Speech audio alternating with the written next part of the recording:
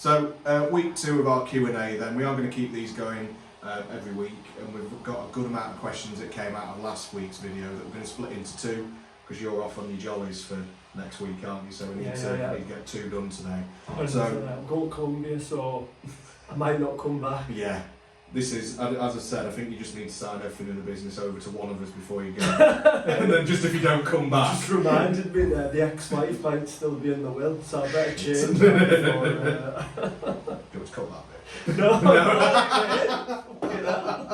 We did have a few people last week, and I think it'd be great to start on this, asking about whether or not you've done any DJing since you've been properly in the car trade. Yeah, so do you still DJ, and how many times have you done it since? Well, I don't DJ anymore, but so I started car trading in like 2013, and this is what I said before, like last week, like when you're first starting out, don't just give up your full-time job, because it's slow in the beginning, you're not going to have as many cars and all that jazz.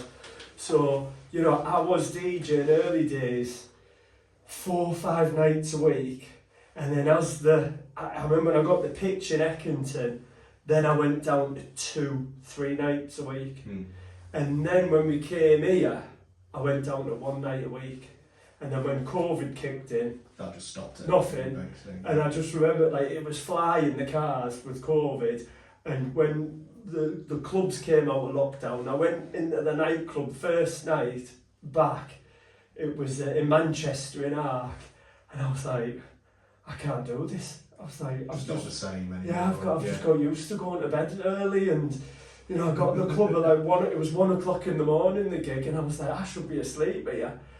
So yes, so since lockdown, I've done no gigs whatsoever, but I do get offered them every now and again. So BCM, they have these like BCM tour DJ nights. Yeah. And I know someone said, oh, I've DJ'd any big nights. So I have been offered to do, you know, these BCM tour nights, and sometimes they'll have, I don't know, I'm trying to think of the famous DJ, they might have like DJ Sammy on, or they might have, I can't think off the top of my head, and then I'll do like a guest set with them. Yeah, you'll come in for like half an hour or something. An hour, an hour before. An hour. Yeah.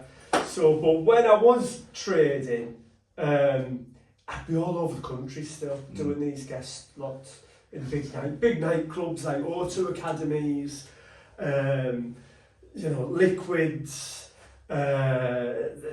ones in Sheffield, Plug, the big clubs, you know, like all 2,000 people. That's probably, in the youth, probably been in one that you've been DJing at some point in my life. Definitely, a student night, Freshers Week, I'd be out every night, Freshers Week. Yeah, I can imagine, You know, and I'd be DJing with all the famous, I've DJed with bloody Tiesto, Calvin Harris. I should have brought me a picture of me and Calvin Harris in. We need to get that next time. Yeah. Calvin Harris I've DJed with. There's loads. Absolutely loads. But it was good fun, and I do miss it. But I just can't stay up till like 5 in the morning. Age catches up with you eventually, doesn't it? Yeah. Another question.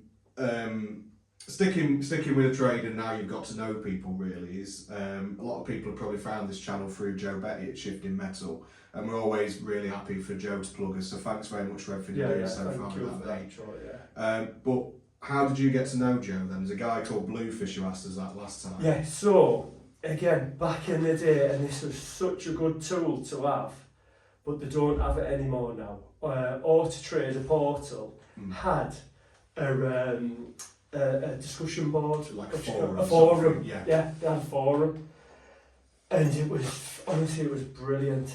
And when I look at all the traders I met back then in that forum, so there was like Nick from Lovely Cars down south, David Organ,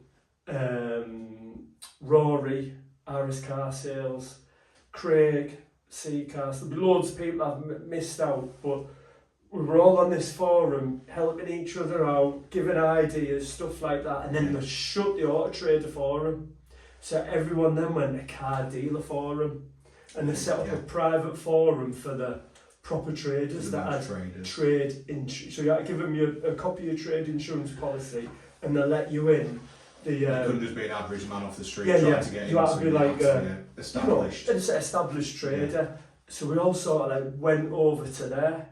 And that's where I got to know Joe on the forum. So I just remember him putting little things up. I put stuff up, and then you get on the thread. And then when lockdown kicked in, I started the podcast, Car Dealer Pro podcast. And I think that's when Joe like heard that. Then he started his YouTube channel up. And then he said, oh look, I'm doing a podcast, video, YouTube podcast, whatever, do you want to come on it? Involved, yeah. So I went on that. This was like 3 or 4 months ago. And he said, why don't you start a YouTube channel up? You know, and that's how it sort of started. The cock started whirring in here. Yeah. So in a way, doing that podcast was the best thing I've ever done, because I've met Joe, he's promoted it, and now we're doing all these good videos and just trying to help people. That's what, we're not in it for like money or anything like that. No, I think we're generally just here to help people, because like I said in that last video, your network is your network. Exactly, yeah. So if we can help people out there, I'm sure there'll be people that be able to help us in the future. Yeah, I think it's that thing of it's a very collaborative industry. Once you Yes, get to know, do you know people, what? Everyone's got each other's backs in it, and that's the good thing. I think this era of car traders, we all genuinely want to help each other out, because you know, it's not like back in the day when other traders would be up against, like, look at people as though they were your competition. Competition, yeah. You know, like, oh, that trade, like the motor trade doesn't work like that, because cars are so different. People want a different coloured car to what another traders have, the mileage, the spec, everything. So, you know, we're not in competition with anybody out there, and like, I'm over the moon to see everyone do really well. Yeah, you know, it's good. It's not. It's like the only competition we probably get, I'd say, with that newer end of stuff is like approved used cars from main dealers or car supermarkets. But again, it's a completely different world to what we deal with. Yeah. And keeping ourselves as ourselves, nice small independent business. We've got to get involved in all of that nonsense. Really, we're just here for the customer, aren't we? That's it. We're really sell nice cars to nice people and just make a living and help other traders out, and that's it. Perfect. Talking about cars and stock is a good sideline into this question, actually. So there's a chap called David Dash who asked kind of a two-part question.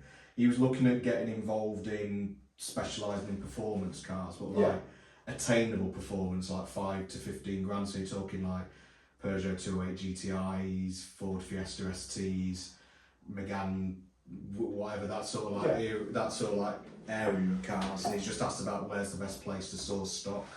Well, so first up, you know, if you're going to be selling that sort of stuff, you've got to have a very strong mindset. You've got to have patience. You've got to know what you're talking about. You've got to know what you're talking about. Yeah.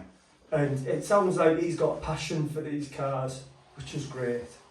And the other thing is, you know, there's that saying, there's riches in niches. So if you're going to niche into these cars, brilliant, absolutely brilliant. I couldn't do that because I've got no passion towards a Focus ST. No, it's not like you've got one particular brand that you eye towards or something. I just don't like them cars because the questions you get from people. Yeah. You know, what's the service history has Campbell done? Is it this? Has it got, what's the brake horsepower of it? What's this? How many owners has it had? Will you swap my Golf GTI for your Focus ST? Yeah. You know, it's all dreamers. It comes with a certain customer who are the ones who probably like me when I was younger. So it's a reflection of you in a way. Yeah, don't get me wrong, you're that age, yeah. But it's that younger crowd who, again, they're not as experienced with buying and selling cars as we've become now. They don't necessarily know about what the questions are that you're meant to ask that are the sensible questions. It's all about the flashiness, and it's all about the what they perceive to be like my big knowledge. I can go off and I can show this off to my mates because it's got 230 brake and everything like that. Got special exhaust on. Yeah. And you find that them customers as well, they're all on the forums. Or Facebook groups. No, it's Facebook groups these days, isn't it? Yeah, they all know each other on Facebook groups. So if you are going to sell them cars, you've got to be an absolute expert at them, which is great. Yeah, that's what you want to do. Definitely.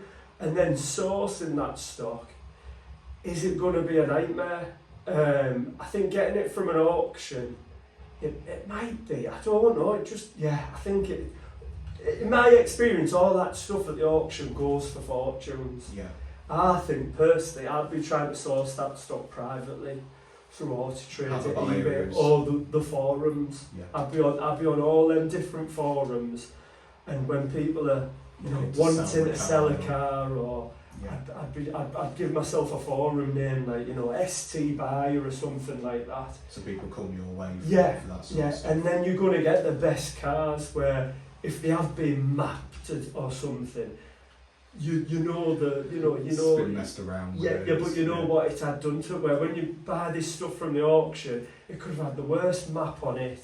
It could, you're buying blind with them. I think that's the important thing as well. When these sorts of cars go to auction, there's a reason it's ended up there. Yeah, well, yeah. Exactly, because most of these people are on forums and they know about how to sell a car privately. If you're like me, for instance, and if I was to do this with anything, as everyone would know, it'd be minis. If I had a pitch just selling minis, and I had just John Cooper Works or Cooper S's, exactly, then the cars that you're buying, if you're buying them from private sellers, then likely again it's going to be someone who's mini people, they know where it's been serviced, they've taken it to a specialist, they put genuine parts on it, that kind of thing.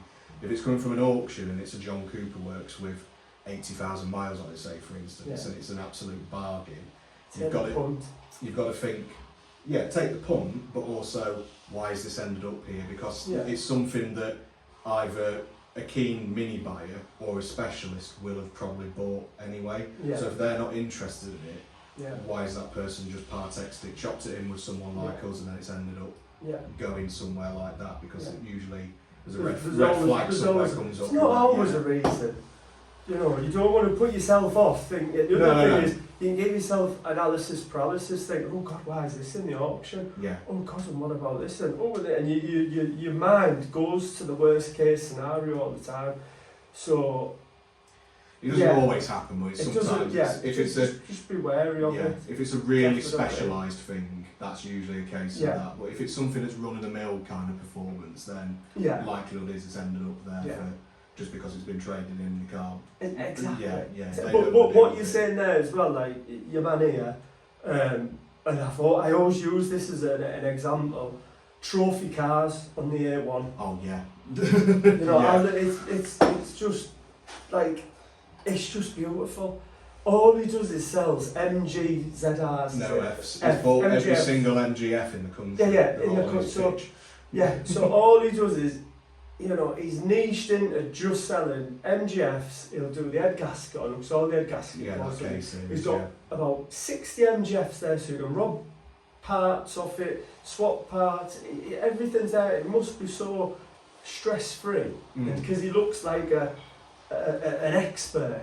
Everyone who's going to go there is like, oh, this is where you need to buy an MGF from. This is where you buy because there's riches and niches. He can ask for top money for him because he's built that trust with everyone. So this chap here, if you're gonna look for these sporty cars, it might be worth just going into like saying, I'm just going to sell STs. And if you only need 10, you can easily buy 10 STs. Yeah, exactly. You can easily make a living on the side out of 10 STs, not a problem. There's a lot we can go into. I might come back to that in another question and answer. So, if that's been helpful, David, let us know. And just. But I would look at buying private. Set your search up on Auto Trader. Set it up within 100-mile radius, certain mileage, instant notifications. So that's what I used to do when I first started. As soon as I get a notification, I'd be on the phone and then I'd be there getting the car. If you're not fast, you're last.